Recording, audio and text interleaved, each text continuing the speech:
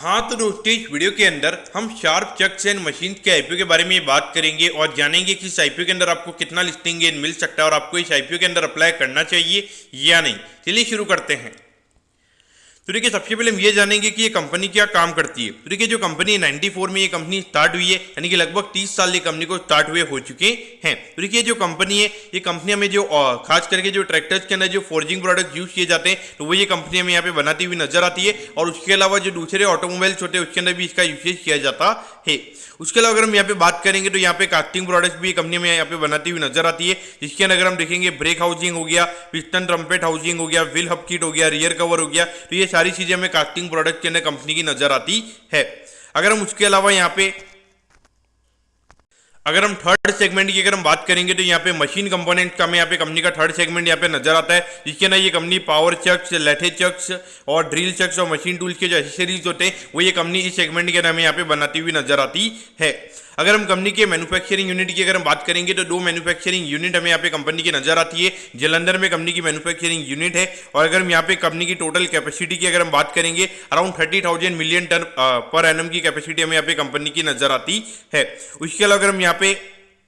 उनकी अगर दूसरी मशीनरी की कैपेसिटी की अगर हम बात करेंगे तो 14,400 मिलियन टन पर एनम की कैपेसिटी हमें यहाँ पे कंपनी के दूसरे मशीनरी की यहाँ पे इतनी कैपेसिटी हमें यहाँ पे नजर आती है। लेकिन देखिए ऑल ओवर देखा जाए तो यहाँ पे भले ही अभी कंपनी खुद मैन्युफैक्चरिंग करती है, लेकिन अगर हम कैपेसिटी वाइज अगर हम बात करेंगे तो यहाँ पे कैपेसिटी को बढ़ाने के लिए कंपनी का हमें आईपीओ आता हुआ नजर नहीं आ रहा है। एक नॉर्मली वर्किंग कैपिटल के हिसाब से हमें कंपनी का आईपीओ आता हुआ नजर आ रहा है। तो ये कहीं ना कहीं देखा जाए तो मुझे यहाँ पे नेगेटिव नजर आता है, क्योंकि देखिए अगर आपको एक एडिशनल रेवेन्यू यानी कि अगर आपको एडिशनल अच्छे तरीके से यानी कि 40-50% अगर आपको ग्रो करना है और मार्केट में अगर उतनी डिमांड अगर उतना बड़ा अगर आपका मार्केट है वहां पे डेफिनेटली आपको कैपेक्स करना पड़ेगा, फिर आप एडिशनल रेवेन्यू में ज्यादा ग्रोथ कर पाओगे। बाकी नॉर्मली मेरे ख्याल से अगर आप ज्यादा कैपेक्स नहीं करोगे तो वहां पे जितना एक नॉर्मली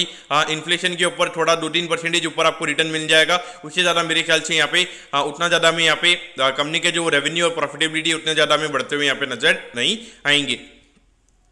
अब अगर हम कंपनी के प्रमोटर्स की अगर हम बात करेंगे तो देखिए अजय सिक्का जी और गोपिका सिक्का जी ये दोनों में कंपनी के प्रमोटर नजर आते हैं। अब अगर हम रेवेन्यू की अगर हम बात करेंगे तो देखिए 135 करोड़ का रेवेन्यू यहाँ पे 2021 में हमें कंपनी का नजर आता है। और अगर हम अभी देखेंगे तो अराउंड 179 करोड़ के लगभग का कंपनी का रेवेन्यू का नंबर है, यानी कि लगभग अगर हम देखेंगे तो 15% CAGR से कंपनी का जो रेवेन्यू का नंबर है वो हमें पिछले 2 साल में यहाँ पे बढ़ता हुआ नजर आया है। लेकिन देखिए अगर हम एक देखेंगे तो एक छोटी कंपनी के हिसाब से जो इतने छोटे लेवल पे काम कर रही है तो उसका अगर 15% CAGR से, तो अगर हम नॉर्मली जो लार्ज कैप कंपनी होती है 15-20% की लगभग की ग्रोथ हमें वहां पे देखने को मिल जाती है। तो एक छोटी कंपनी में अगर उतनी ग्रोथ हमें देखने को मिल रही है, मेरे ख्याल से लगभग अगर 20-25% की ग्रोथ के हिसाब से यहाँ पे कम से कम रेवेन्यू के जो कंपनी के नंबर से 200 करोड़ से ज्यादा का रेवेन्यू का नंबर यहाँ पे कंपनी का होना चाहिए था।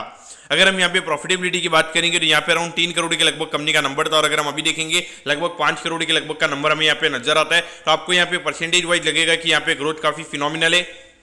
लेकिन अगर हम यहाँ पे नेट प्रॉफिट मार्जिन की अगर हम बात करेंगे हार्डली 2.5% की लगभग का नेट प्रॉफिट का मार्जिन हमें यहाँ पे कंपनी का नजर आता है। तो ये दिखाता है कि यहाँ पे कंपनी के प्रोडक्ट की कोई प्राइसिंग पावर नहीं है। अगर कंपनी के प्रोडक्ट को सेल करना है तो प्राइस लो करके यहाँ पे कंपनी को प्रोडक्ट सेल करना पड़ेगा, क्योंकि देखिए हम ये नहीं बोल सकते कि यहाँ पे कंपनी के लिए ऑपरेटिंग लेवरेज प्ले आउट नहीं हो रहा है। एक अच्छा खासा रेवेन्यू 100 करोड़ से ऊपर का कंपनी का रेवेन्यू का नंबर हमें यहाँ पे ऑलरेडी नजर आता है। यहाँ पर देखा जाए तो 2.5% के मार्जिन पे मेरे ख्याल से एक बियॉन्ड पॉइंट ग्रो करना काफी ज्यादा मुश्किल यहाँ पे रहेगा। और देखिए ये छोटी कंपनी है तो ये जो फोर्जिंग प्रोडक्ट जो यहाँ पे काफी बड़ी कंपनी ये बनाने का काम करती है, तो वहां पे एक कॉम्पिटिटिव एडवांटेज लाना ये कंपनी के लिए काफी ज्यादा डिफिकल्ट यहाँ पे रहेगा।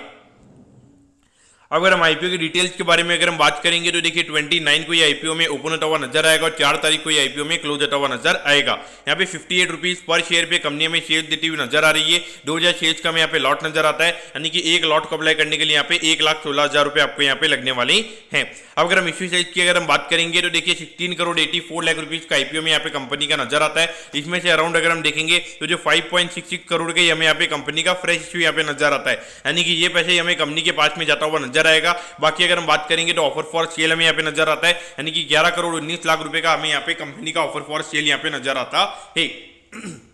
तो देखिए मेरे ख्याल से देखोगे तो ये मुझे काफ़ी ज़्यादा नेगेटिव मुझे पर्टिकुलरली यहाँ पे नजर आता है, क्योंकि ऑलमोस्ट अगर हम देखेंगे 80% का जो कंपनी का इश्यू है वो मैं यहाँ पे ऑफर फॉर सेल में यहाँ पे जाता हुआ नजर आ रहा है। अब आप बोलोगे कि यहाँ पे जो मेन बोर्ड आईपीओ जो होते हैं उसके अंदर भी हमें ऑफर फॉर सेल देखने को मिलता है, लेकिन देखिए वहाँ पर अगर हम देखेंगे जैसे आर काबिल का भी आईपीओ आया था, तो वहाँ पर अगर आप देखोगे तो वो कंपनी एक ब्रांड हमें यहाँ पे नजर आती है, और वो कंपनी का अगर हम देखेंगे एक वेल सेटअप बिजनेस हमें वहाँ पे नजर आता है, यानी कि एक ऐसे लेवल पे वो बिजनेस जा चुका है कि वहाँ पे एक हमें स्टेगनेंट ग्रोथ हमें वहाँ पे देखने को मिलेगी। लेकिन यहाँ पर अगर हम देखेंगे हार्डली 60 करोड़ के वैल्यूएशन पे कंपनी का आईपीओ में आता हुआ नजर आ रहा है, और यहीं पर अगर हम देखेंगे प्रमोटर्स अपना 20% का जो स्टेक है वो यहाँ पे डाइल्यूट करते हुए नजर आ रहे हैं। तो कहीं ना कहीं देखा जाए तो यहाँ पे प्रमोटर्स को खुद का अपनी कंपनी में कोई इतनी ज्यादा ग्रोथ नजर नहीं आती है, इसीलिए वो इतना ज्यादा अपना स्टेक यहाँ पे बेचते हुए नजर आ रहे हैं। और ये जो कंपनी है, कंपनी हमें एनएससी के एसएमई प्लेटफॉर्म पे ये कंपनी हमें लिस्ट होती हुई नजर आएगी। अब अगर हम यहाँ पे कंपनी की अलॉटमेंट डेट की अगर हम बात करेंगे तो देखिए 9 तारीख को आपको पता चल जाएगा कि आपको अलॉटमेंट मिला है या नहीं। अलॉटमेंट नहीं मिलता अगर अलॉटमेंट नहीं मिलता है तो 10 तारीख को आपको रिफंड मिल जाएगा, 11 तारीख को आपके डीमैट अकाउंट में शेयर आ जाएंगे अगर आपको अलॉटमेंट मिलता है, और 12 तारीख को ये कंपनी में लिस्ट होती हुई नजर आएगी। लेकिन देखिए ये टाइम टेबल अभी के हिसाब से हमें टाइम टेबल यहाँ पे नजर आता है, लेकिन अभी बहुत ज्यादा लिस्टिंग्स अगर हम देखेंगे तो हमें प्रीपोन होती हुई नजर आ रही है। अभी हाल फिलहाल में अगर हम देखेंगे जो मधुसूदन मसाला है तो उसकी लिस्टिंग भी आई थिंक 1 अक्टूबर को होने वाली थी, और अभी हमें 26 तारीख को उसकी लिस्टिंग हमें होती हुई नजर आएगी। तो इस पॉइंट ऑफ व्यू से आपने यहाँ पे डेफिनेटली जो एनएससी की साइट वगैरह है, वहाँ पे बीएससी की साइट वगैरह वो आपने डेफिनेटली देखना चाहिए, क्योंकि अगर बाई चांस अगर आपकी लिस्टिंग अगर प्रीपोन है, और खास करके ऐसे में आईपीओ में अगर प्रीपोन है, तो अगर वहाँ पे लिस्टिंग करी नहीं, अगर आप नॉर्मली अपने शेयर्स को सेल कर पाते हो, अगर बाद में लोअर सर्किट लग जाता है तो वहाँ पे कहीं ना कहीं आपके लिए दिक्कत हो सकती है। अब एट दी एंड अगर हम वैल्यूएशन के पैरामीटर्स की अगर हम बात करेंगे तो देखिए लगभग 60 करोड़ के मार्केट कैप पे ये कंपनी का आईपीओ में आता हुआ नजर आ रहा है। तो इसके हिसाब से अगर हम देखेंगे लगभग 11-12 का पी रेशियो हमें यहाँ पे कंपनी का नजर आता है। तो वैल्यूएशन वाइज तो अगर हम देखेंगे एक नॉर्मल काइंड ऑफ वैल्यूएशन पे कंपनी का आईपीओ में आता हुआ नजर आ रहा है, लेकिन देखिए मेरे ख्याल से ये कंपनी को प्रीमियम वैल्यूएशन देने के लिए मेरे ख्याल से कोई रीजन मेरे ख्याल से बनता नहीं है, यानी कि प्रीमियम वैल्यूएशन यानी कि 20 के पी रेशियो पे ये कंपनी मैं बिल्कुल भी नहीं लूंगा, क्योंकि देखिए इतना लो नेट प्रॉफिट मार्जिन हमें कंपनी का नजर आता है, और जो 15-20 के पी रेशियो पे अगर हम देखेंगे जो हमें बड़े लार्ज कैप स्टॉक्स यहाँ पे मिल जाते हैं, लेकिन ये कंपनी में कुछ ऐसा खास नहीं है। एक नॉर्मली 15% की रेवेन्यू ग्रोथ पे ये कंपनी में काम करती हुई नजर आ रही है, और मुझे ये एक दिक्कत यहाँ पे नजर आती है कि यहाँ पे एडिशनल रेवेन्यू कंपनी का कहाँ से आएगा, क्योंकि कंपनी यहाँ पे जो अभी ऑब्जेक्टिव अगर हम कंपनी का देखेंगे तो यहाँ पे कंपनी कोई कैपेक्स वगैरह नहीं कर रही है। नॉर्मली 80% का जो इश्यू है वो हमें यहाँ पे प्रमोटर्स अपना स्टेक हमें यहाँ पे बेचते हुए नजर आ रहे हैं। तो कहीं ना कहीं देखा जाए तो क्लियर कट यहाँ पे थोड़ी चीजें हमें यहाँ पे नेगेटिव नजर आती है। तो ऐसी कंपनीज में मेरे ख्याल से ज्यादा ग्रे मार्केट पे ज्यादा फोकस नहीं करना चाहिए। अगर आपने देखा होगा अभी मंगलम एलॉयज का भी, जिसमें हमारी वीडियो में हमने साफ साफ बोला था कि ये कंपनी के अंदर में कुछ खास नजर नहीं आता है, और हमें लगता है कि वहाँ पे डाउनसाइड काफी ज्यादा है, और वहाँ पर आप देखोगे कि लगभग 25-30 रुपए पर शेयर यानी कि लगभग 40% के लगभग का मार्केट में ग्रे मार्केट प्रीमियम चल रहा था। और अगर हम अभी देखेंगे जब आईपीओ क्लोज हो गया तो उसके बाद में हमें कोई भी ग्रे मार्केट प्रीमियम उसका नजर नहीं आता है, एकदम जीरो ग्रे मार्केट प्रीमियम हमें अभी मंगलम एलॉयज का नजर आता है। तो इस पॉइंट ऑफ व्यू से यहाँ पे खास करके ऐसे में आईपीओ में आपने